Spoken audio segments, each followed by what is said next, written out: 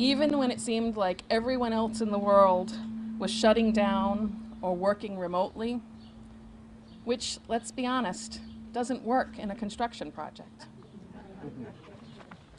Our partners at Rhode Island Housing were invaluable during this time, providing support to keep the construction going, but more importantly, helping us keep it moving while ensuring the safety of all.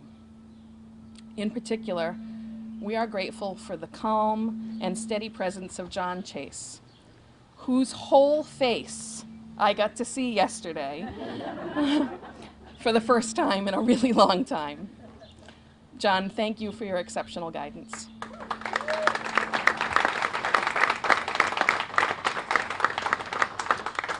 Crossroads' second value, respect, is acknowledging the intrinsic worth of every person. Crossroads' commitment in all our housing development is to create homes that each of us would be proud to live in.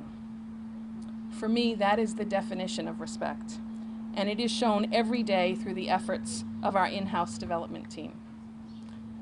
This was led by our project coordinator, Julius Ferraro, whose intrepid and steadfast commitment to our values and dedication to learning everything he could about housing development and bringing his best self to the project every day has made such a difference to our community.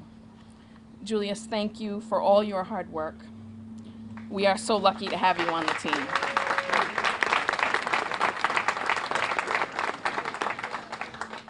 My thanks also go to our facilities director, Jim Bonner, for his participation and attention to this project, and to our housing navigation staff, especially Lori Vincent, for all her support of the families as they relocated throughout the project. Thanks also to Amy Mbai for her ever-pleasant help. Our third value, effectiveness, was present in so many other members of the team, but in particular, our amazing consultant, Linda Silvera. Yes. Linda's capacity to understand the importance of Crossroads' mission and values and ensure they are effectively incorporated into every aspect of our housing is such a special gift. We are incredibly grateful for her talents and dedication to Crossroads. When we began working on this project, our goal was to bring these properties back to life, to preserve the affordable housing we had and improve the quality of life for its residents. We're excited that 3 families will soon be moving back into this beautiful property, joining the 27 others already living in apartments throughout the surrounding neighborhoods. We're proud that those families can feel safe and respected in their new homes, and they have numerous resources available to them, from local shops, places of worship, schools, businesses, healthcare providers, and of course, the support of the incredibly dedicated Crossroads Rhode Island staff.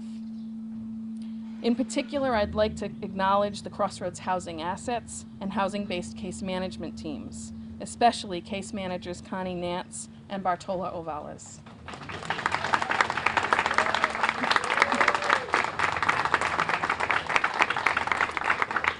And our leasing staff, Carol Smith, Erica Paz, and Crystal Velez.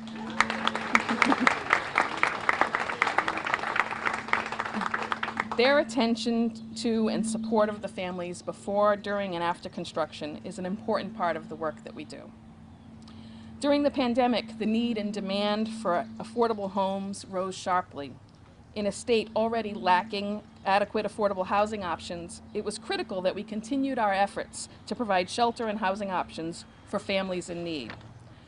While numerous development efforts stalled and construction sites across the country shut down, the tremendous talents of the track builders and kite architects teams helped ensure that this project continued and remained on schedule because everyone knew that the families were relying on us. We are so grateful for our partners from track builders, Bill Tracy, Nelson Ferreira, Carmen Warner, and our construction superintendent, Artur Amaral, whose mantra throughout the project was, "We can do that. We can do that. We can do that." Similarly, our design team from Kite Architects, led by Christine West and Brigida Capicotto, who provided us all with unflinching attention to detail and commitment to ensuring that these homes not only met the necessary design and code requirements, but that they also reflected the values of Crossroads Rhode Island. Thank you.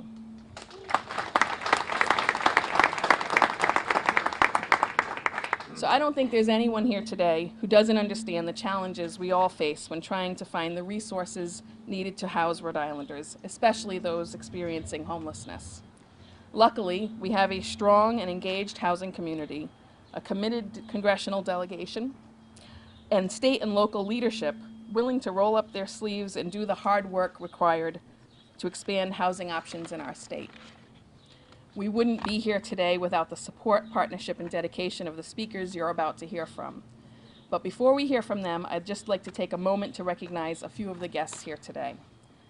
So in particular, board members of Rhode Island Housing, Providence Housing Authority, and Crossroads Rhode Island. In particular, Crossroads board members Gonzalo Cuervo, Mike Mello, Julie Duffy, Commander Tom Verdi, Monica Huertas. Thank you.